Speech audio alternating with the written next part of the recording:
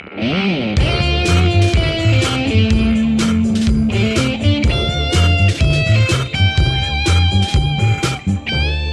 to Music Gear Talk. Discover the tech that inspires the pros and powers today's music industry.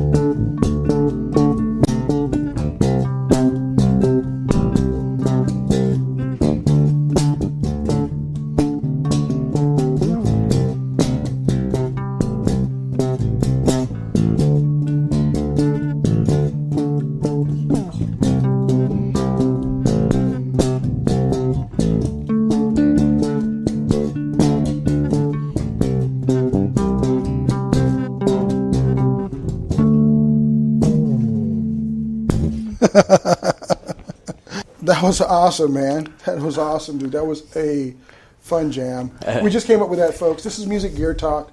My name is Florentino Buenaventura, and we are in Videoland today. So welcome here.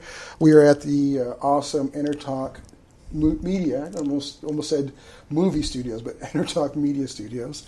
Got a collection of some of the great albums. We love vinyl around here. And we love basses. Of course, I'm a bass player, and we're doing that. And I'm here with a good friend, a fellow bass player, as well as an inventor and company owner. We are here with Cliff Latshaw. Say hello, Cliff, to everybody. Hello. How's everybody doing? So, Cliff came out from Las Vegas for this. We were going to do a phone call, right? Yeah. And then you're here in studio with us, and I thought that was pretty awesome that you did that. So, well, fellow bass player, I'll go out of my way for a fellow bass player. And you know what? Hey, that's how we do it, man. I don't know about these guitar players like these guys over here. So, let's kind of jump into it, man. All right. You came up with a company called Newbasstone, Inc. Well, actually, was My New Bass Tone Inc. at some point? I want a new bass. There we go. I want a new bass tone. Yeah. Hey, man, I think all bass players are looking for that extra special something. Sometimes you find it, sometimes you don't.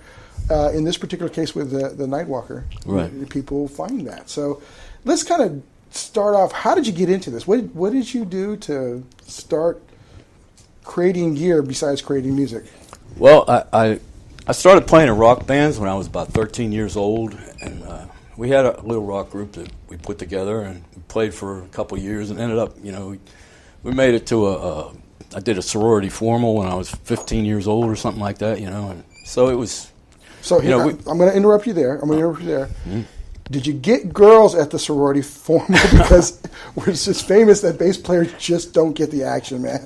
Did you get a girl at that? They were so dressed up, and they all had dates. There was no chasing women at that one. So, but we had a good time, and we played nice. People liked us and everything. But that was. I had an amplifier when I was 13. I went to a pawn shop, bought an old amplifier. I saved up my money. I started working when I was 12. To make pocket money. So I got this, I saved up enough money to buy an amplifier, and I went down to the pawn shop and bought this old amplifier called a bass tone. Bass tone amplifier. Well, who was the manufacturer of that? I don't remember that. I don't know. I've never seen another one. That's the only one I had, and I wish I hadn't gotten rid of it when I did. I know. Don't you hate that when you're younger and all the gear that I remember all the good stuff, my Randall bass head that I first got. So I'm with you on that, man. Yeah. So please continue. So anyway, I started playing in this group, and we were doing all this, all this stuff that was popular then, hit on the dock of the bay, and Sam and Dave, and we did the Bee Gees, and all kinds of stuff. But anyway, I was getting pretty good on bass for a little kid, we were just going crazy playing every day. We played 4 hours, get down there and practice every day, 4 hours a day and stuff, and in the summertime even more. And so we started getting good and stuff, playing, and then we started getting jobs we needed the bass amp was distorting too much when you turn it up to play loud enough with the drums. Now, was this one a tube amp that you had, or was it a solid state? It was a tube amp with this is 1966 it was. Wow. So, it was a tube amp with one 15-inch speaker. It was a combo. Okay. And, like I said, you couldn't turn it up very loud. It'd start to distort. Probably half of that was the dirty pots, and I didn't even know to clean the pots back then. But, so the group was going pretty good, and we got a lead guitar player and a rhythm guitar player and a set of drums, and me on the bass. And we got some stuff together. We had 4 hours of material, and so then I went out and bought a bigger amplifier, a brand new amplifier. Saved up my money and went out and bought a brand new amplifier, and it was a National with 2 15s and a piggyback with it was all tubes, and those were great. Big giant. Was it the big knob one? Did it have the big knobs? No, I don't remember really. Yeah. I think it did have big knobs. Yeah, I remember. But anyway, it had a copper grill cover, copper colored grill cover, and it was a nice looking amp. But like I said, I took it home. I took it home, and the tone control on my bass didn't work anymore. And I just bought a brand new Gibson bass, and it just wasn't working. So, compared to that other one that I got rid of. But it wasn't loud enough, and then I got the new one where it was loud, but it didn't. As the start of I want a new bass tone, right? Yeah, I want a new bass tone. I didn't want this National. Yeah, you wanted something that was not what that was. Right. So that was the beginning of the disappointment. And then I started, there was a lady in our neighborhood, and her father owned a Ford dealership or something. She was always getting comp tickets. She'd get a handful of tickets, take us all down to the concerts at the Civic Arena in Pittsburgh. We always get down there and see all the concerts for free, So everybody that came through, we got to see them, The Doors, Led Zeppelin, first time around. You're making Paul jealous because these are all the bands he wanted to see back in the day. Three Dog Night, Crosby, Stills and Nash, a bunch of them. But you get down there and you hear the song on the radio and it sounded beautiful, and then you go down there to hear the concert and it was just. Even right up next to the stage, the bass was just so distorted and terrible sounding, Yeah. But everybody had fun, but it was, the sound wasn't there at that time. And did you identify at that time that it was in the preamp, or was it in, what were you thinking at that time? I was thinking it was the speakers. I was thinking, 14, 15. Okay, so you thought 16. It was the speakers that you had to have. Yeah, they needed to improve the speakers or something like that. And they've done a lot of improvements on speakers since then. They sure have. But I didn't know anything about electronics. All I knew about, was if the cable if the little, if the quarter-inch jack went bad in the guitar, you had to replace that, or if the cable went bad, you had to go in and solder it together. That's pretty much a standard thought process for most people that are getting into the business, that they're looking for other things outside of the preamp world, right? Right. Yeah. So when did you jump into? We're going to jump up ahead a little bit. As you were kind of going through this process, you were probably playing with some of the bands there. Did you get into any touring bands or anything of that nature? No, I actually dropped out of music altogether when I was 17. I just gave up on it. I said, I didn't like my amplifier, and I was unhappy with it. You hear that, folks? If you don't like your amplifier, it can make you quit. You don't want to do that. Never let go. But a couple years later, I broke back into it, and I started to do it some more and try and put some bands together. But I was just, my heart wasn't in it too much. So, I ended up going to Berklee College of Music. Oh, okay. When I was 19, I think it was, and I went for 4 years, and I picked up the cello again, just started playing acoustic cello, and I majored in acoustic cello at Berklee. I wanted to learn jazz, play it like a saxophone, but at that time there was nobody amplified the cello. No, that was not. You were always traditional. Yeah, it was always organic. Acoustic, and you always had to have 15 cellos or something. But I wanted to play solo cello on jazz, and so I just worked on the cello, and I spent a lot of time learning the Bach suites, the 6 Bach suites. Yeah. I just, when I was at Berklee, I spent most of my time in my room playing music. I didn't get out and play much, and I didn't like my bass amp, and I told my teachers there, and they didn't understand me, and the other bass players there, they didn't understand me, and so I just, like I said, I just kept to myself, played my cello, kept my bass chops up, took my lessons every week with the cello and the bass, and I got through Berklee. It was a good experience. And then I got out of Berklee, and my grandmother's brother was he was a vaudeville star. I didn't even know about this. I met him once when I was a little kid, and then he came around when I was out of Berkeley, and he said, look, I had got this booking agent. He booked me back in the 1920s or something like this. I said, well, fine. Let me go meet him. So I went down and I talked to him. Sid Markey was his name. So I'd go see Sid Markey every week. I'd go one day a week and get down there. He had a little office in the Clark Building in Pittsburgh. And I get down there, and he'd tell me stories and tell me how he's going to set me up. He had made this girl, Sandy Mason. He made her a star in the 60s. And she had become a songwriter in Nashville. And she had a partner, and this partner was going to come up here, and if I put a band together, get the best name musicians in Pittsburgh and put them together. And I told him that I had friends in Brazil that I wanted to bring in too. So it's a whole international thing. Yeah, it was. It was supposed to be a big time deal. And he said he had relatives in the business that could make it all happen. And all this. Of course, Sid was. He was 80 years old or something like that. Well, if he was in vaudeville, that was pretty much still with Chaplin and all those guys. Yeah. But my uncle was Joe Bonomo's side man, his top man. My uncle was about this tall, about 5 foot tall, and Bonomo was the world's strongest man and all this. So my uncle did these flips and landed on his hand or something like this up in the air. I don't know what he did.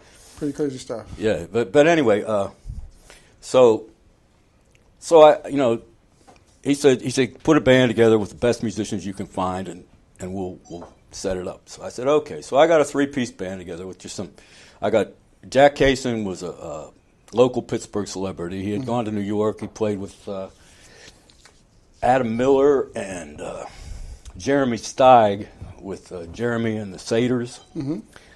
And he was, he was some pretty good, and he was really good. He was on Devil with the Blue Dress on that record. Oh, yeah. Yeah, he was on that one. He was on that record when he was 15 years old. And, it's kind of interesting. I'm going to kind of jump in there. There's a lot of players back then that were super young compared to now. Most of the people that are getting into the business now are in their 20s. I don't think we get as many teenagers, especially as players. Yeah. So it's interesting. I don't know why that dynamic was. Possibly because it wasn't as easy to get lessons, so you grabbed anybody you can at a young age that knew how to play. Whereas now YouTube, anybody can, jump on YouTube and learn how to play their riffs and stuff like that, or learn their favorite songs. So that's pretty interesting. So want to jump up ahead a little bit here now. You've been playing. You built the band for Joe, or was it Joe? Sid. Sid. Okay, and. You were playing. Did you find your bass tone yet? No. Okay. No, I was still unhappy with my bass amp. So I had a trainer with 2 big 18s and reflex cabinets. YB3A. I had a trainer. It was a 68. 68 YB3A. That was the thing to have. Yeah, this was like 1980. Yeah. So as you started moving through this process of life, and you had this this dynamic career playing. Right. When did you decide? Damn it! I got to make my own gear. Well, I started hanging out in Pittsburgh, just not doing too much, just hanging out, and I ran into this guy who had a #1 single in the 50s called Dream Girl. He had been in a group that was in this. I don't know if he was on the record or if he started the band, and then when the record came out, he wasn't in the band anymore. But he was. The Dynamics, the name of the group was. And it was a local Pittsburgh group. They had a hit, #1 hit in Pittsburgh, Cleveland, and Chicago. And it was Billy McWhorter, his name was. But anyway, he was a radio guy in the Army. And so he knew a lot about electronics. And he told me that in 1960, the sound died.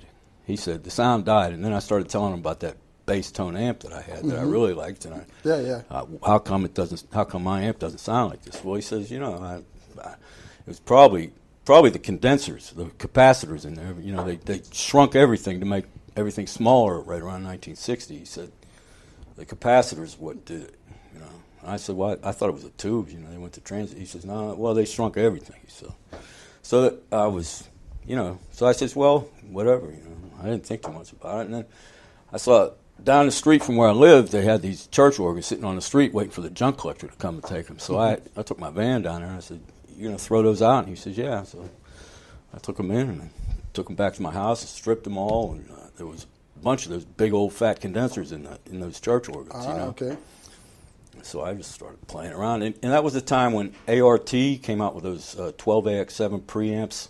Okay. You remember those? Yeah. And I was in this little group that played, and I was singing through one of those guitar processors with the 12AX7 in it. Oh, okay. And it fattened the sound up a little bit, but it didn't work for bass. So I said, well, maybe I could make a 12AX7 preamp, that would fatten up my bass sound a little bit. So that's how I figured it out. I mean, that's how I just got started. So now let's kind of jump into the device here. When did you actually invent the Nitewalker?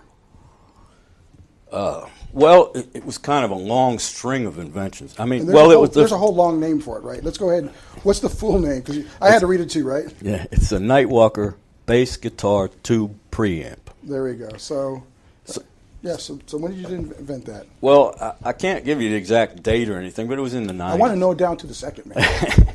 It was in the 90s sometime. I took these, I was experimenting, making a little 12AX7 preamp, and my friend Bill was, he showed me how to, I had, when I was a kid, we had this Bogan PA system, and the only preamp that I ever knew about was in that Bogan PA system because we used to wire around it. If you plugged the mic into the front of the Bogan PA, and then you just touch the volume control, man, you got so much feedback. It was real hard to work with. So what we did was we went around the back and we cut the wires and just wired it in. There were some screws back there that you could. Those weren't necessarily made for music. They were made for public address, where it came from. You're basically only supposed to speak to a large amount of people. It's more for public speaking. So that's kind of interesting. You guys were using those for music. So we went around the preamp and just used the tone controls, and that's how that's the only preamp that I knew about. So I went and got a schematic for that, and I found one of those at a ham fest or a flea market or something, and I brought it home and stripped it and studied the circuit and everything. And so I built a power supply. Bill was the one that showed me how to get the right, the best power supply design for a tube, because he was familiar with it from the Army, and I just went through it. Now, Bill is your partner? Bill McWhorter. He was a singer with the Dynamics. Okay. Just somebody I knew, I used to hang out with down there in Homestead, Pennsylvania. So we would, he showed me how to do it, and then I go home and build it. It might take a couple of days, and then so I got it working, with basic electronics, but it didn't do anything. It didn't make it sound any better or any worse. It just, there it was. It worked. It's a 12AX7 preamp. But so I started changing out capacitors. I knew what values they had to be. On the input it was a .047, and then. Now you were not trained as an electrician or electrical engineer. You basically just almost kind of, not necessarily as a hobbyist, you just out of necessity, you just started playing around to kind of find the sounds that you wanted, right? Yeah, I was just trying to get my sound. I was trying to find that bass tone sound in a modern solid state amp. You want to got a new bass tone. Yeah, I want a new bass tone. You got a new bass tone.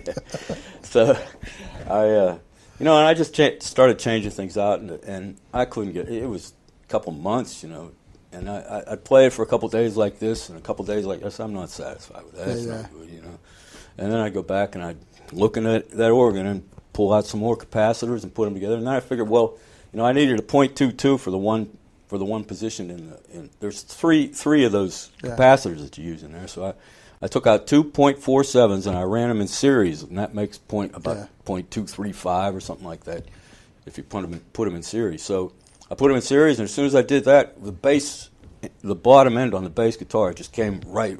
I mean, it really boosted it good, and I said, that's what I've been looking for.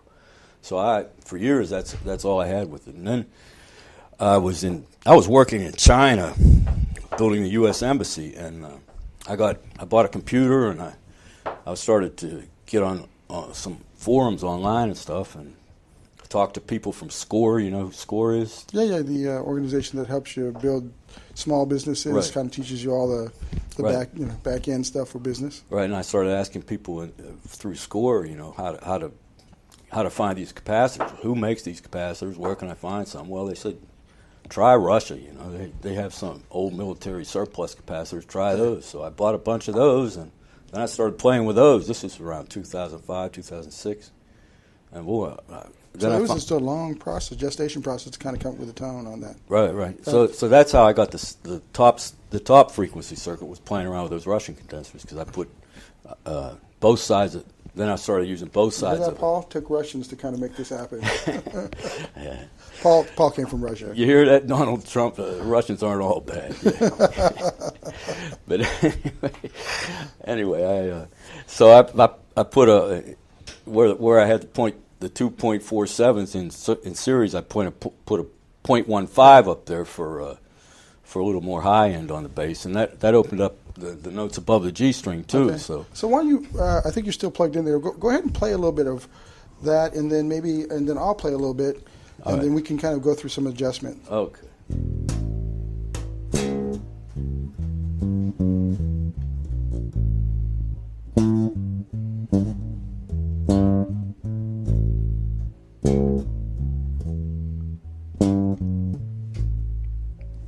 Now this is the high right here. Yeah. Add a little bit of saturation to it. I'm gonna roll it back off a little bit now. Now it's mostly string tone.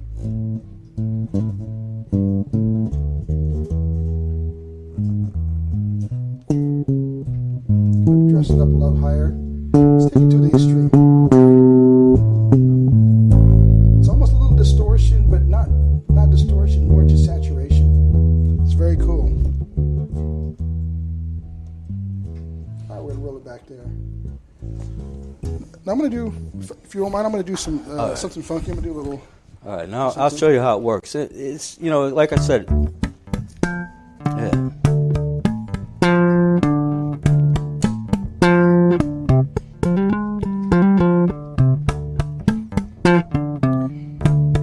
I just put some overdrive into it.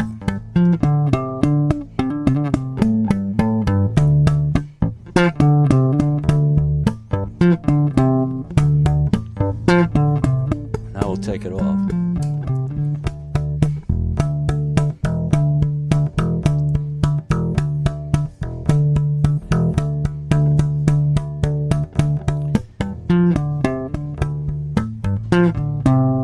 I'm going to roll the high frequency volume down.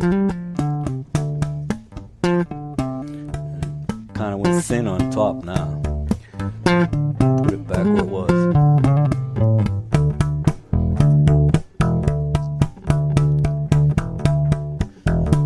Now I'm going to roll the low frequency down. And you see how it went thin on the bottom now. Which has still got tone on top. And I'll roll it back on there. Now you got tone on the bottom and the top. That's how it works.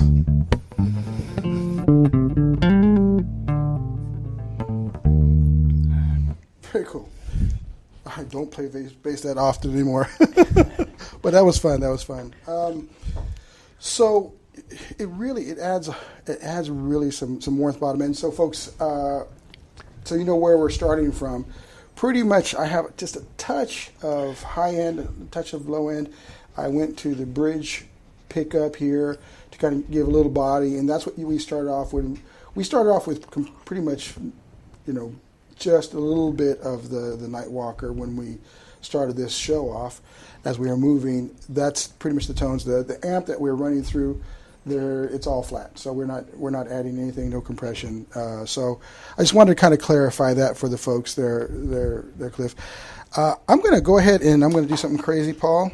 You might want to mute my my guitar here, because I am going to plug into the amp so they can hear what the original amp sounded like. So kind of bear with us, folks. knowing Paul, he probably got a butt shot for you guys there of me. So I'm going to unplug now. All right. So this is without the Nitewalker. So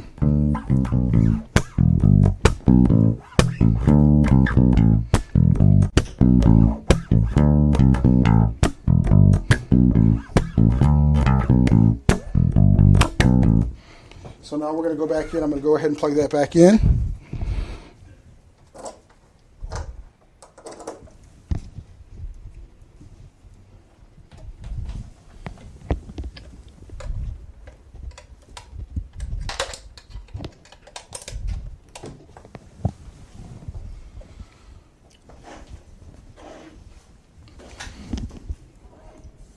Let's go ahead and adjust it while I'm playing that same track.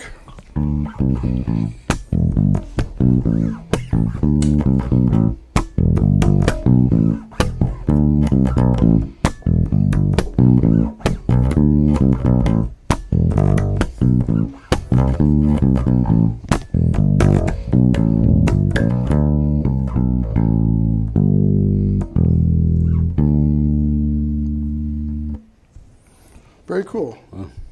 Fattens it up, gives it a little bit more tone, takes it away from being stale, kind of livens it up, gives it a little bit of heart. I love that. Yeah. So that is that new bass tone that you're talking about. Let's kind of go through. There's a couple of different features and things you can do.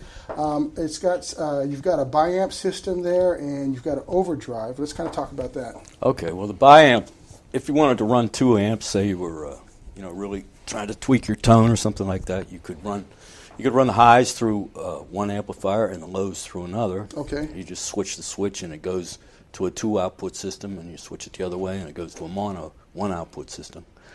And the overdrive, it just overdrives the tube, a couple more volts to the tube, so it makes it a little bit cleaner and a little bit louder. Just very subtle. Okay, let's try a couple things here.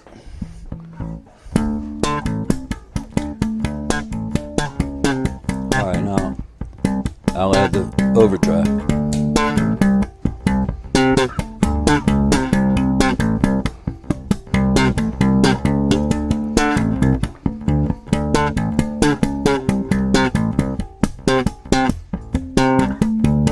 Take the overdrive off.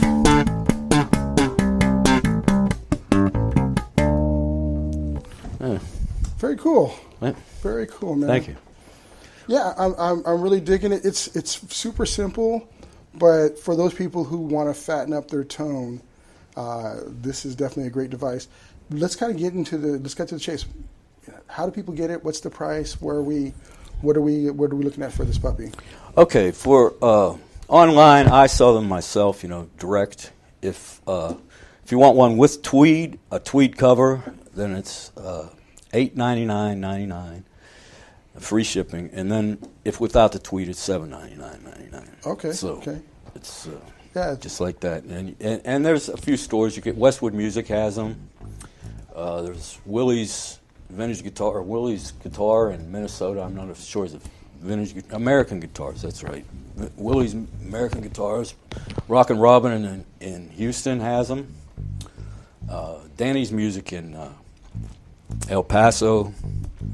Guitar Garage in Lubbock, Texas. I think they still have one over there. Let's see, who else? Oh, yeah, a Guitar Pedal Shop up in Plymouth, Massachusetts, just signed on with them. And, you can get down to your local music store and tell them you want a Nitewalker, and they can order one from me, too. So. Yeah. We got to we'll talk to our friends over at Pitbull Audio. They're sponsors of the network, the sponsors of this show, and it's just a cool store. And I we're going to go ahead and get them connected with you and see, what they think and how that can kind of work out for you. Sounds great. What's next, man? What do you guys got planned for over at Newbasstone? Well, I'm trying to figure out a way to keep this going. Next year, everything's going to have to be ROHS compliant in order to be sold in the United States. I'm sorry, what is ROHS? That means no lead. They don't contain any lead. So these old. Why is that? Just curious. Well, it gets in the water system, and if somebody throws one, it gets in a landfill or something. The lead gets in the water systems, and lead is just basically not good for especially young people developing. So they want to rid the Superman doesn't like lead either. He can't see through it. I don't know. Right, something I don't know. But they're trying to get it. They don't want any manufacturers using anything with lead in it anymore.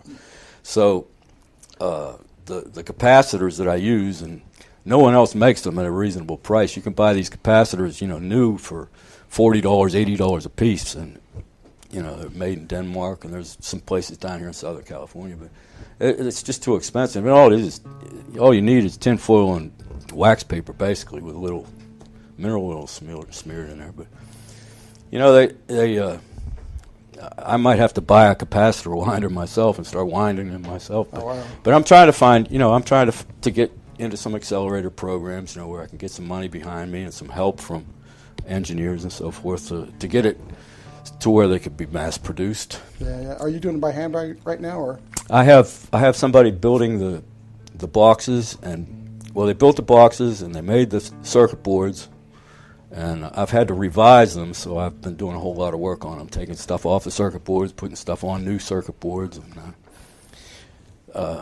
there's been a lot of safety regulations that they've been haggling with and adding to the manufacturer's responsibilities and so forth. So I've had to change my design. I had to shut down for a while and figure out a way to make it work with a safety ground on it, which I didn't have before. And so they required me to do that, so I did that. And I hired a safety engineer to go over everything with me on it, make sure there's nothing in there that's not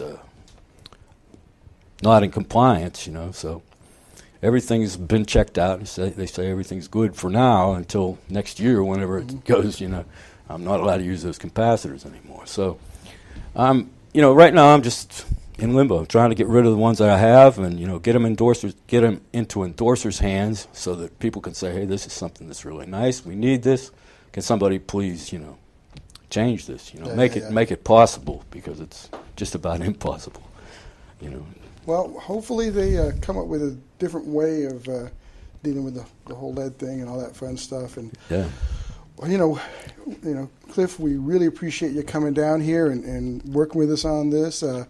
Is there any last-minute thing that you want to say about the Nitewalker and share to the viewing and listening audience? Nothing much. No, I just want to thank you very much, Florentino, for having me. It's been, we had a safety engineer, like I said, we had a safety engineer go through it and look at it, make sure everything's compliant, but I didn't have, it costs thousands and thousands of dollars to get them safety tested and everything. So there's a lot of music stores that won't take them because they haven't been through the UL process, certification or whatever. But still, it's everything's good, and it's good to go in the United States. And, thank you again for having me. And well, thank you.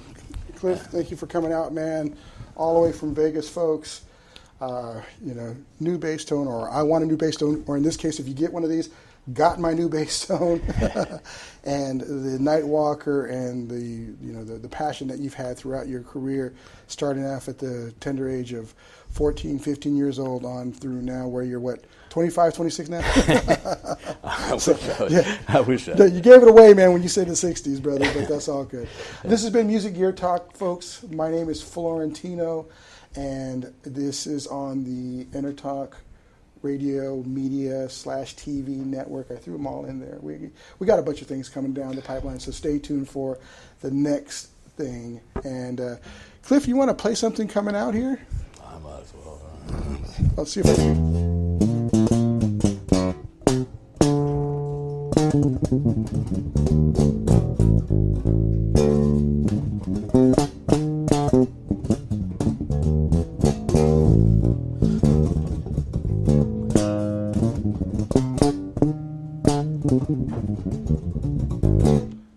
For you, Cappy, another one in the can.